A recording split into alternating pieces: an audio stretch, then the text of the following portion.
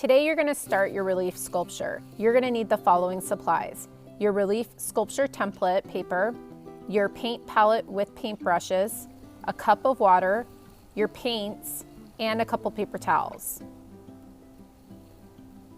Notice at the top of the template you have your directions, so you want to make sure that you follow the directions that are at the top. You're going to start by painting shape number 1. On the directions it says to paint shape number 1 with a cool color that is also a shade. So I need to start by mixing up a cool color, and then I need to make it a shade by adding black to the color.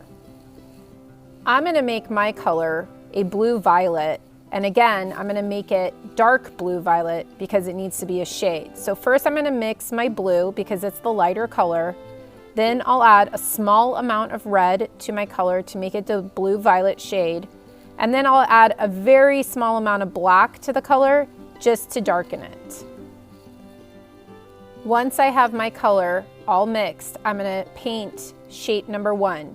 You want to make sure that you paint the entire shape, even covering the number 1 that's printed on the template.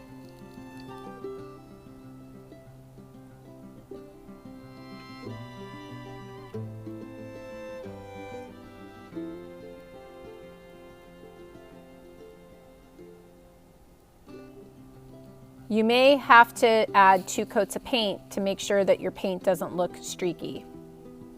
Once you're done painting your first shape, you're going to look at your directions and paint shape number 2. On the directions it says that shape number 2 needs to be a warm color. It's not going to be a tint or a shade, so do not add black or white. For my color, I'm going to be mixing orange for my warm color. Notice that I started in my paint palette by adding yellow, and then I added a very small amount of red to the yellow to make my orange color. Make sure you paint the entire shape, and you may have to add 2 coats to make sure that your paint is not streaky. Continue to follow the directions to finish the template. Make sure that you're looking at the directions. If it says that it should be a tint, you should add white. If it says that it should be a shade, you need to add black to the color to make it darker.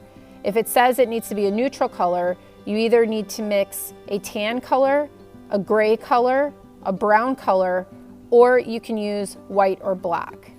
When you're finished, put your template on the drying rack to dry, and then you're ready to plan out your patterns.